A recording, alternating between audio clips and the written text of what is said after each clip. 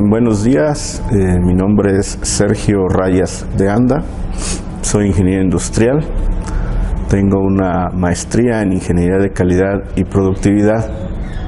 Me dedico actualmente a la construcción y reparación de hornos de cerámica, principalmente en el estado de Guanajuato. Hemos construido hornos en Jalisco, en el estado de México. Tengo una experiencia de 22 años en la operación de los hornos, en la industria siderúrgica y en la industria cerámica. El tema que vamos a tratar el día de hoy es el control del proceso de la quema en un horno de gas. A lo largo de la experiencia que he tenido con mi trabajo, pues es muy sabido que la quema de los hornos en el proceso de la cerámica es un tema bien interesante. Los artesanos hacen un esfuerzo muy grande por tener todas sus piezas pintadas, decoradas, y lo que quieren es que salga un producto de muy buena calidad en el horno. Es por eso que elegí este tema para tratarlo y que voy a desarrollar.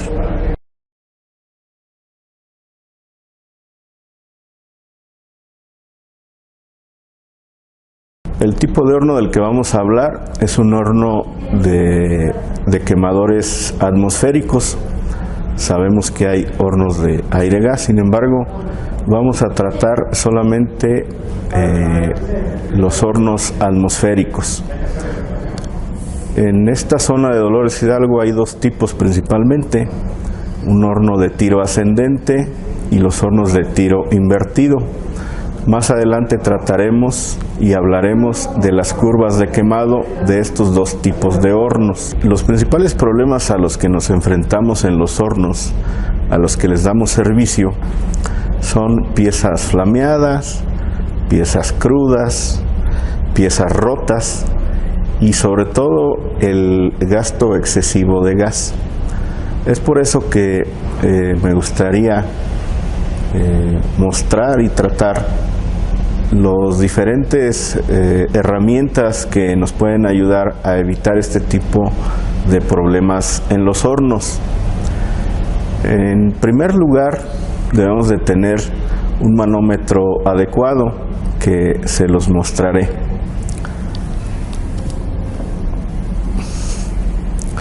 Tenemos aquí un manómetro de 1 kilo, que es el manómetro que normalmente utilizamos. Todos los hornos que nosotros instalamos llevan este manómetro, desde hornos muy pequeños de 1 placa, de 2 placas, hasta hornos de 24 o 28 placas. En ninguno de los hornos es necesario tener mayor presión que 1 kilo para poder controlar el horno.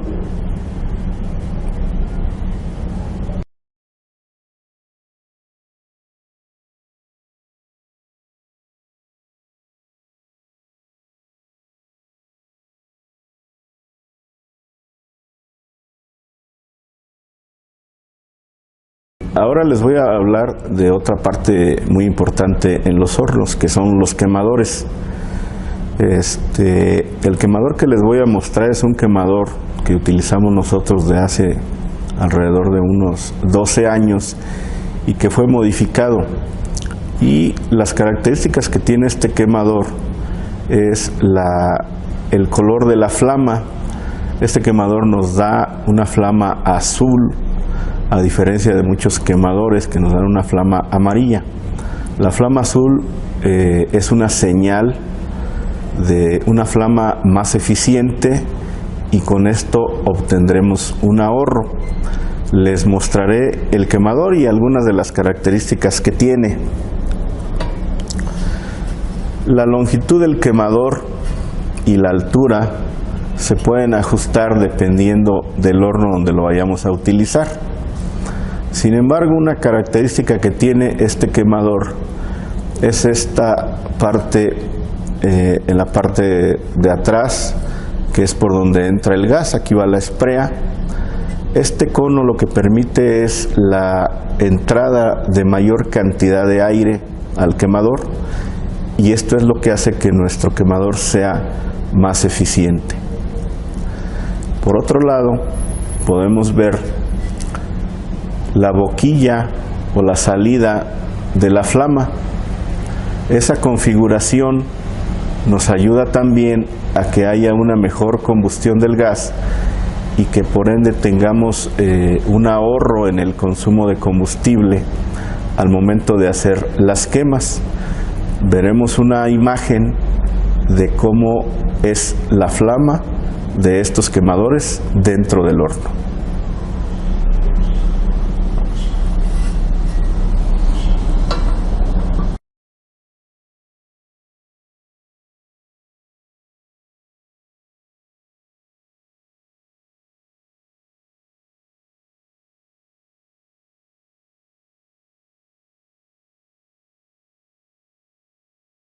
Ahora veremos otra herramienta que es una de las herramientas más importantes, o que yo considero de las más importantes para la operación de un horno, y se trata de un controlador de temperatura, que es este que tenemos aquí. Este controlador de temperatura lo que nos va a indicar es la temperatura interior del horno. Podemos ver de esta manera la temperatura que está en tiempo real en nuestro horno. Veremos una imagen de cómo se ve la temperatura en el horno.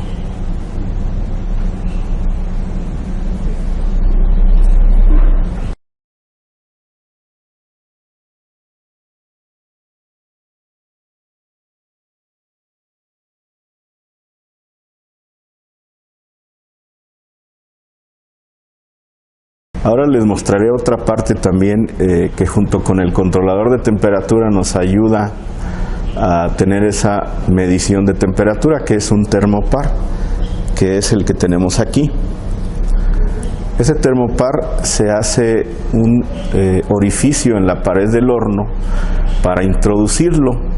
Este es el sensor de temperatura. Está formado por esta funda de material cerámico llamado silimanita, y en la parte interior tiene el sensor, que es este que tenemos aquí. Es importante mencionar que el sensor tiene una vida útil. Una vez que se queman a través del uso dentro del horno, se tiene que hacer el cambio del mismo. En condiciones normales este sensor debe de durar 200 a 250 quemas, el promedio de vida útil de este sensor.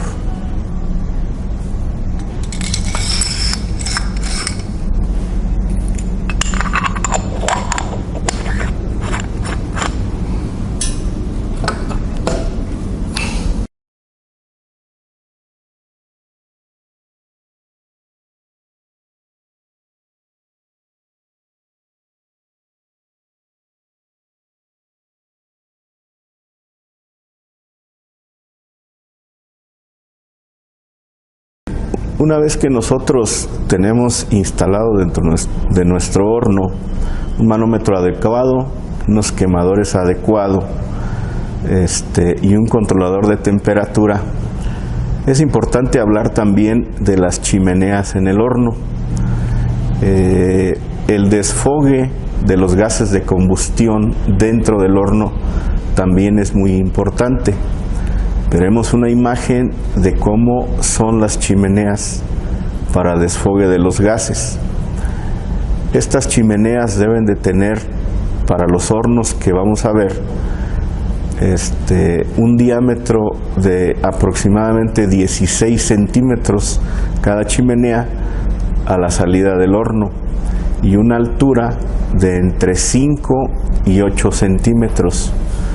Con esas dimensiones nosotros nos aseguramos de que el horno esté en condiciones de desfogar los gases de combustión. Una de las maneras en que nos podemos dar cuenta que las chimeneas no tienen el desfogue necesario es que nuestras piezas salen flameadas en el horno, es decir, que tienen un daño a causa de la flama dentro de ella. Si nosotros detectamos en el horno piezas que tienen estas características o este problema, lo que debemos hacer es ajustar un poco la altura y el diámetro de las chimeneas, de ser posible abrirlas o levantar un poco las chimeneas que veremos en la imagen.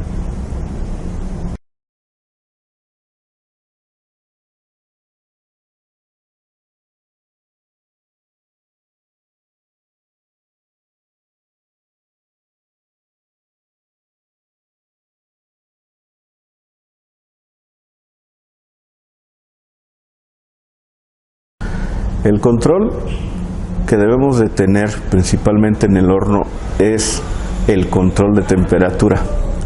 Nosotros debemos de hacer un registro desde que encendemos el horno hasta que lo apagamos.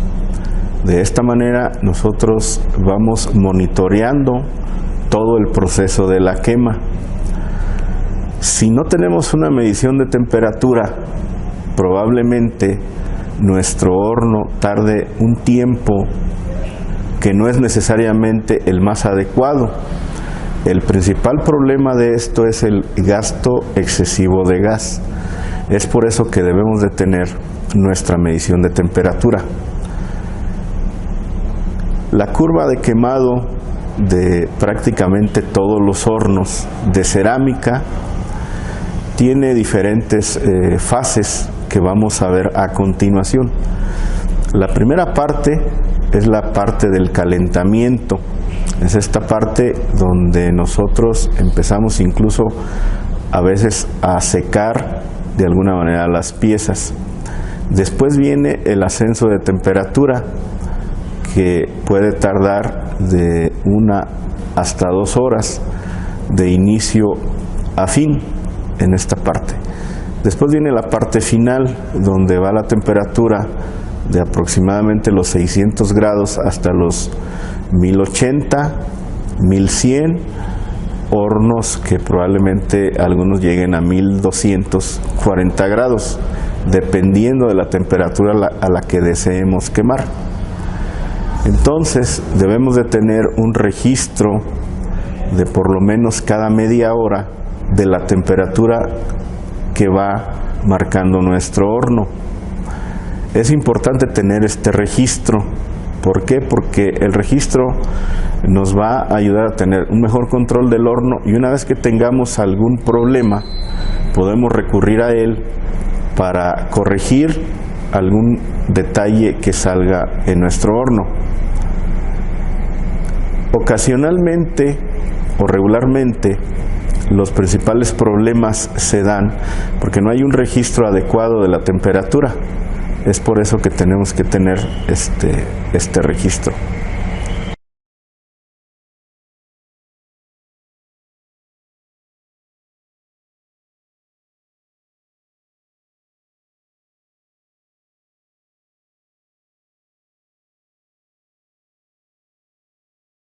A continuación veremos una curva de quemado de un horno de 7 placas dobles. Es un horno que la temperatura a la que llega es de 1080 grados. Es un horno de tiro invertido y el tiempo de quemado es de aproximadamente de 9 a 9 horas y media, que es lo que estamos viendo en la imagen.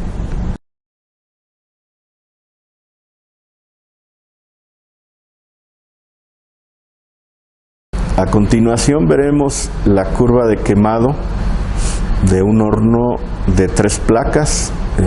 Es un horno más pequeño, es un horno de alta temperatura que llega a 1240 grados, y el tiempo de quemado es de aproximadamente 9 horas y media a 10 horas de quema.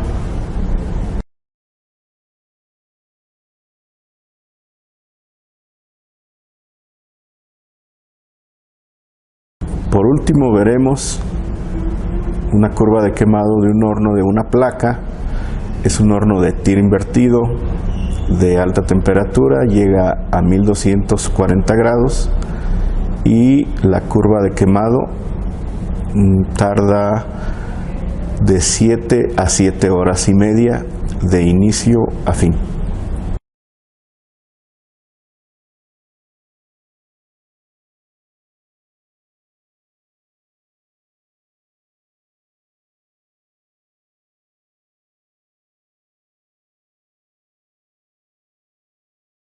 Vamos a ver ahora, a platicar sobre los beneficios que nos da o que podemos obtener de controlar de una manera diferente nuestro horno. De forma tradicional se han utilizado los conos pirométricos, que seguramente la mayoría de la gente de la cerámica está familiarizado con ellos.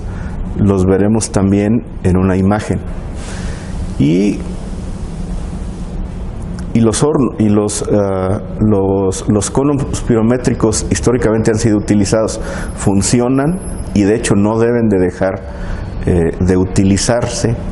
Sin embargo, meter herramientas de control de temperatura y el cambio de los quemadores nos puede ayudar.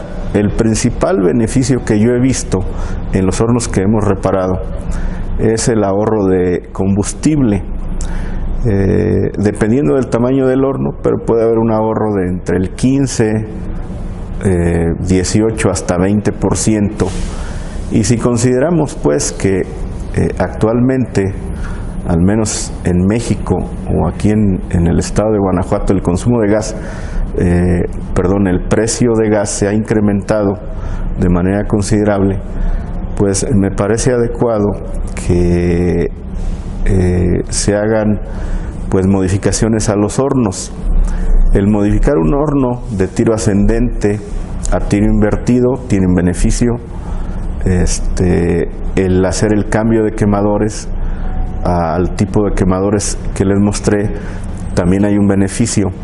El instalar el controlador de temperatura, hay un beneficio por tener mejor control en la curva de quemado. Con todo esto podemos también disminuir el tiempo del proceso de la quema, que normalmente, aunque dependiendo del horno varía entre 7 a 9 horas, hemos encontrado hornos que hasta 12 o 13 horas de quema han tardado. Y con la implementación de algunas herramientas se puede disminuir el tiempo de quemado y por ende el consumo de combustible. Ese sería uno de los principales beneficios de la utilización de herramientas diferentes para el proceso de control de la quema en el horno.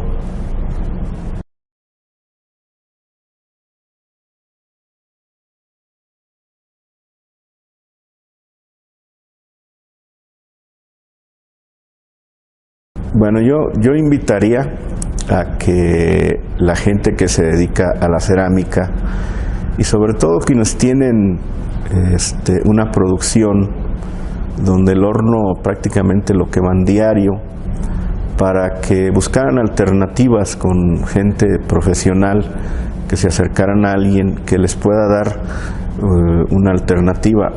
Los controladores de temperatura hoy en día están muy a la mano. La realidad es que el costo no es muy considerable y debemos de tener en cuenta que pues va a haber un ahorro en el consumo de gas, un ahorro en las pérdidas por piezas que salen mal del horno. Entonces yo les invitaría a que busquen alternativas para que puedan tener alguno de estos beneficios.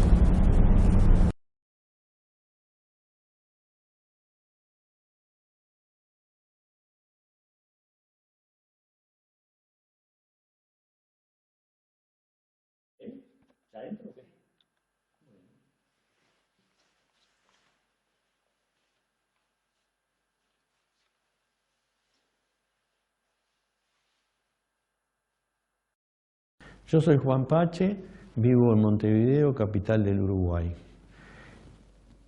Siempre me preguntan cómo es que yo he llegado a hacer cerámica e interesarme, y la historia es la siguiente.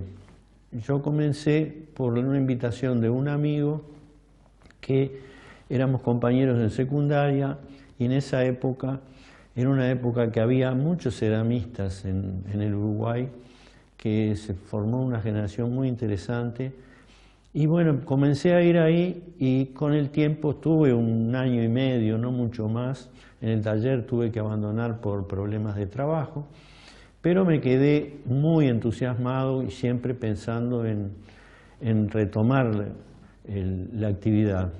Yo tenía una cierta sensibilidad por el arte, porque mi padre dibujaba y pintaba, y además tenía un amigo que era un pintor bastante conocido, y a mí me encantaba ir a su taller. Y siempre quería hacer algo, pero bueno, no había canalizado hasta ese momento que me encontré con mi amigo y bueno, y con la cerámica. Pasó un periodo de unos 3 años y después me mudé a una casa que teníamos un garaje bastante amplio, y junto con mi hermano, que había aprendido en otro taller, montamos ese taller. Cuando empezamos a trabajar con mi hermano, en un momento mi hermano trabajaba muy bien en el torno de alfarero.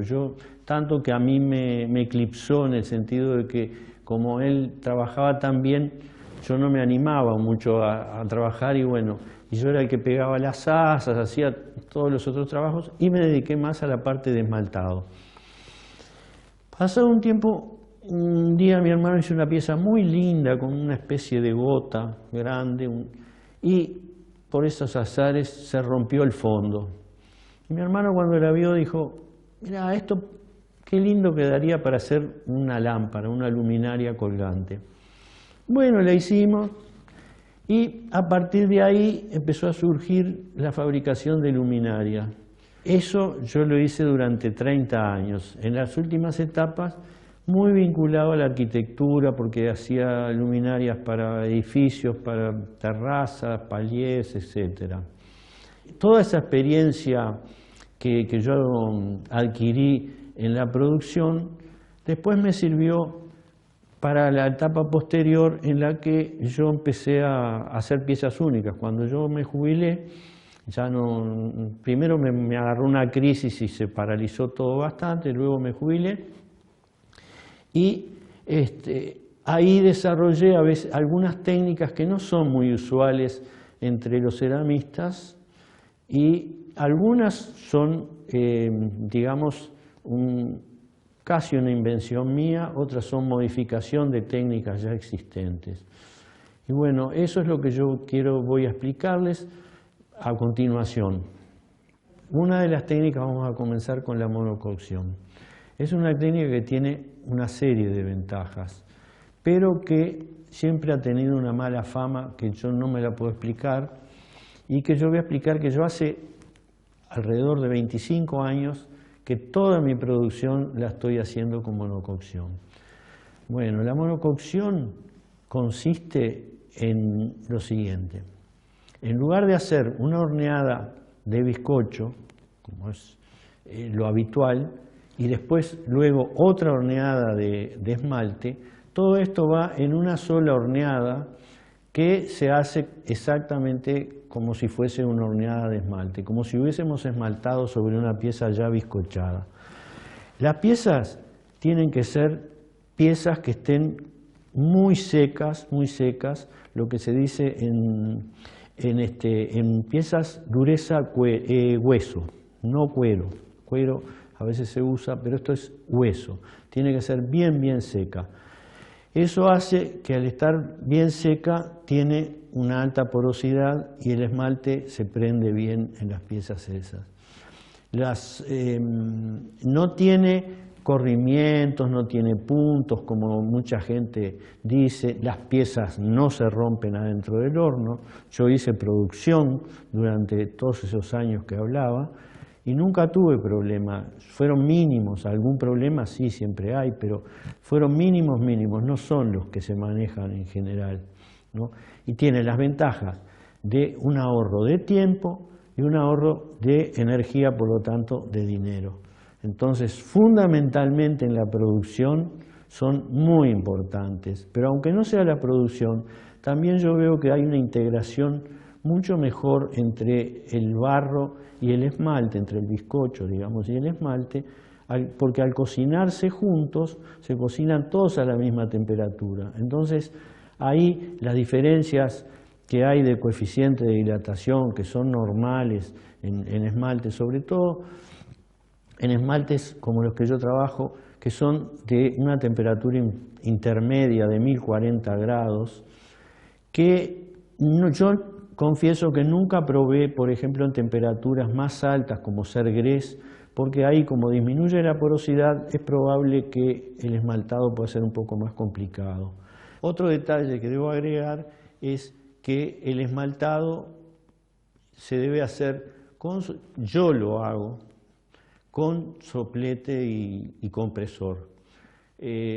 Una de las causas, en mi caso, es que las piezas, yo en general las trabajo, son piezas que altero los moldes, yo trabajo con moldes de colada, y las piezas esas las hago una deconstrucción, digamos, y una reconstrucción de la pieza.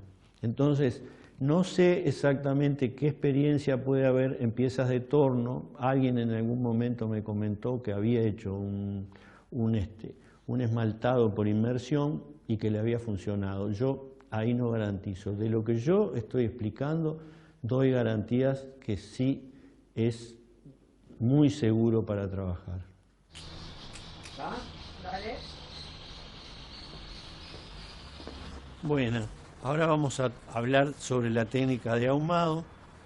Esta técnica yo no la inventé, por supuesto. Digo, yo modifiqué alguna técnica que me habían enseñado, sustituyendo algunos elementos que eran un poco complicados de conseguir. Y el último paso fue utilizar como elemento para ahumar el gasoil. En algunos lados conocido como diesel oil, que es el combustible que usan camiones, ómnibus, yendo atrás de un camión que por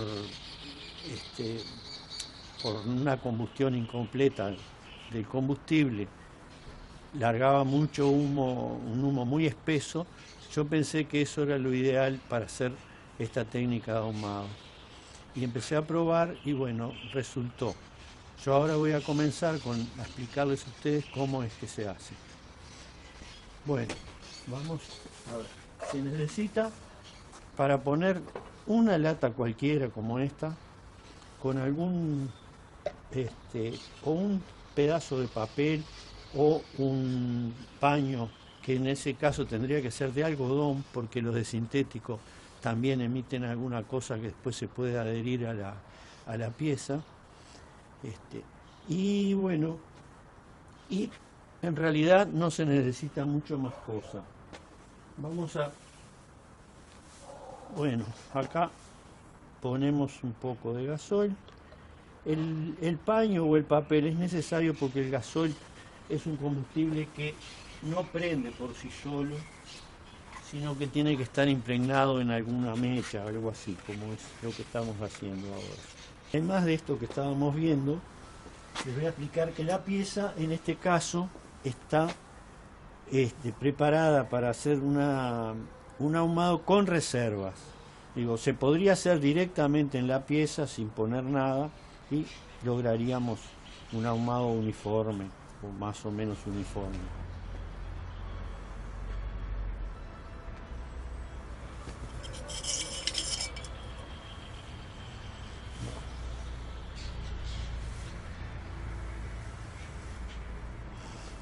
Como ustedes ven, no hay que acercarlo demasiado, pero pero resiste bastante el papel.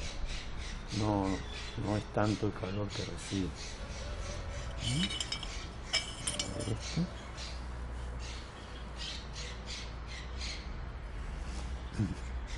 Yo estoy usando máscara porque es conveniente por los gases que pueden producirse, que se producen, ¿no? Cuando se quema esto, que no son muy buenos para la salud, digamos. ¿Cuánto te lleva más o menos esa? Y medirlo, no sé, a veces demora menos, 3 minutos, una cosa así.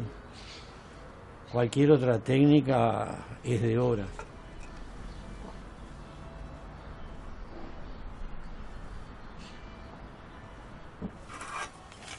Bueno, ahora después que se terminó ese proceso de ahumado, le aplicamos cera, que la cera ayuda a distribuir el hollín, que en realidad es lo que sucede.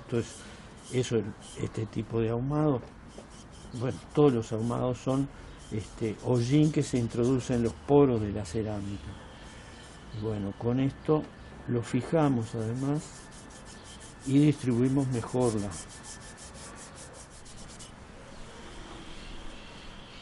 Esta parte es bastante importante porque si ustedes observaron en algún momento cuando le pasamos la cera, parecería que lo arrastra todo y que no queda absolutamente nada o queda muy poco oscurecido la pieza, pero hay que volver a pasar un par de veces y cuando el paño se empieza a impregnar, ahí empieza a funcionar mejor la cosa. Ahora vamos a proceder a retirar las reservas de papel. Este es un trabajo para el cual es muy útil este tipo de herramienta. Acá le decimos trincheta, en otros le dicen cutter.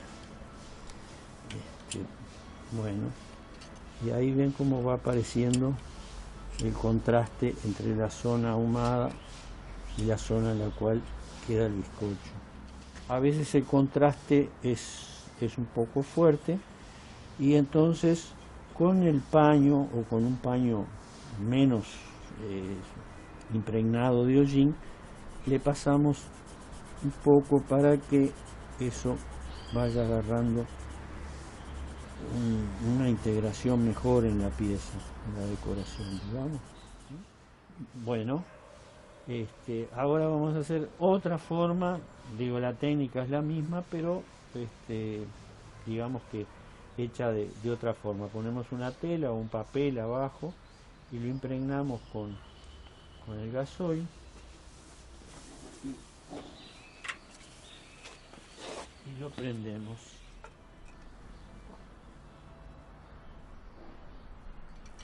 Ahora sí.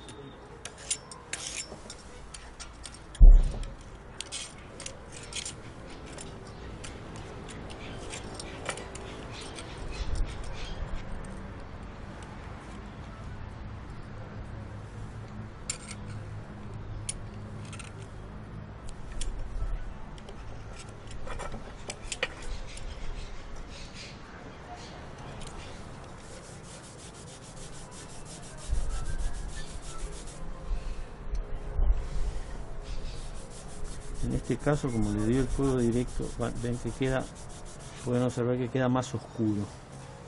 Aunque hoy es probable que la otra pieza también estuviese cocida un poco a más temperatura y por eso tal vez no agarró tanto el zinc.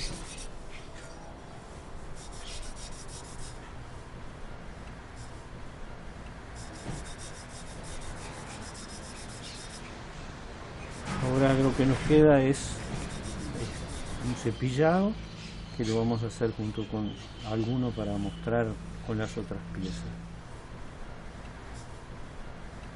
Sí, ahora vamos a hacer un ahumado sobre pieza esmaltada. El secreto de esto es que el esmalte está modificado con la inclusión de kaolín, que lo endurece y además genera una superficie. Estas piezas están todas cocidas a 1040 grados, que es lo más aconsejable. Si se llega en grés, por ejemplo, no he hecho pruebas, pero como no tiene porosidad, es muy difícil que el hollín se introduzca. Entonces vamos a ver en esta zona sobre todo, que es donde tiene el kaolín y es rugosa. Hay partes acá en las que no va a entrar el ahumado, probablemente entre en estas ranuras, ¿verdad? Bueno, entonces vamos a probar esto.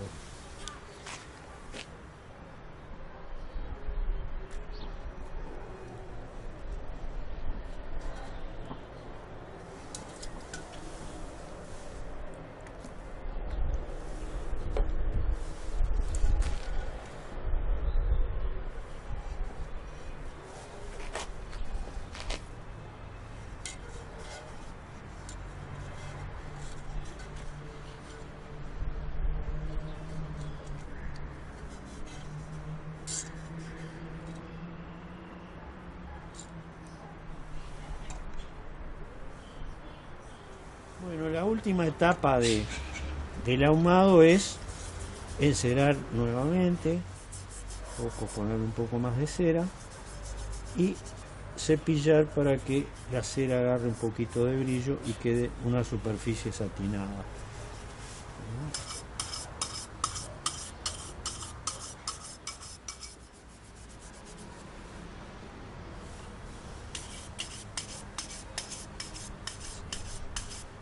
Bueno, ahora ya queda cepillado, hay que esperar después que seque un poco para que levante un poquito más el brillo.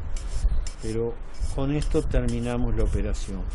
Lo mismo se haría en el caso de las piezas esmaltadas, también, digo, podemos verlas un poquito, pero no cambia la cosa, siempre el tema es la cera y el cepillo.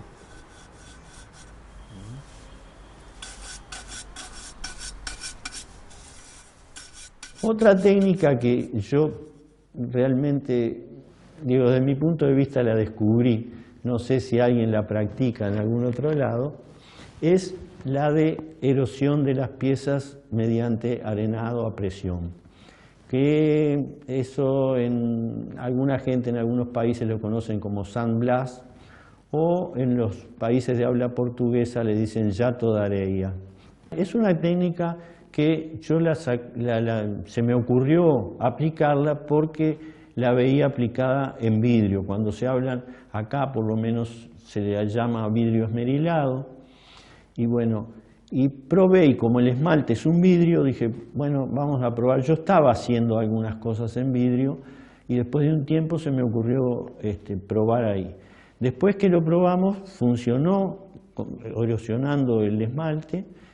Después hicimos alguna otra prueba y trabajamos con el bizcocho, y el bizcocho también lo erosionó, y más porque es más blando. Quedan unas cosas muy interesantes porque además los cortes son muy verticales y muy perfectos. Se transmite el diseño de una forma excelente. Bueno, esta técnica es muy interesante, que yo la apliqué en algunos casos para la realización de murales. Tiene la ventaja de que eso se puede hacer sobre baldosas industriales, se hace la transferencia, y las baldosas industriales tienen una ventaja: no se produce ningún alabeo, y si eso se llegase a romper una de las baldosas, eso se puede solucionar, porque lo que yo omití antes es que la máscara se hace a través de una computadora comunicada con un plotter de corte, que es la que hace en un autoadhesivo, fabrica la máscara. Esa máscara se aplica y bueno, Entonces se puede transferir. Y eso para un mural grande tiene grandes ventajas, porque ustedes saben que en caso de romperse una baldosa hecha a mano, después es bastante difícil y complicado volverla a rehacer, porque tendría que tener el barro la misma humedad que el original, las mismas condiciones, y que pueden quedar saltos en el diseño del mural. En este caso no, es exactamente igual porque está todo en la computadora, se hace una máscara por cada baldosa y se puede sustituir. Así que eso es excelente y además, bueno, abarata también el costo de eso, que puede ser interesante para una persona que hace diseño, poderlo transferir a un costo bastante razonable. En la mayoría de las ciudades existen lugares donde hay empresas que hacen ploteado con corte y que hacen arenado. Son empresas que trabajan el vidrio o que limpian metales, porque este procedimiento se usa para limpiar, desoxidar cuando se va a pintar metales, en fin. Bueno, yo habitualmente dibujo bastante. Ahora, ¿qué sucede? Yo dibujo una pieza que la imagino ya incluso con su forma y su color, pero cuando voy a la realización me encuentro que el traspasar una pieza de un dibujo en plano a un volumen es siempre bastante diferente. Entonces ya ahí hay algún cambio. Y a veces se producen cambios porque el material, el barro, está más seco o más húmedo, más blando de lo que necesitaría para poder modelar esa pieza. Como dije antes, yo trabajo con moldes, las piezas y el esmalte los cocino todos a 1040, y bueno, más o menos la forma es esa. Siempre un poco hay algo que uno pone y otro que pone el azar, digamos. El azar para mí, y creo que para todos los ceramistas, siempre interviene, siempre es una sorpresa abrir el horno, que nos da o satisfacciones o desilusiones.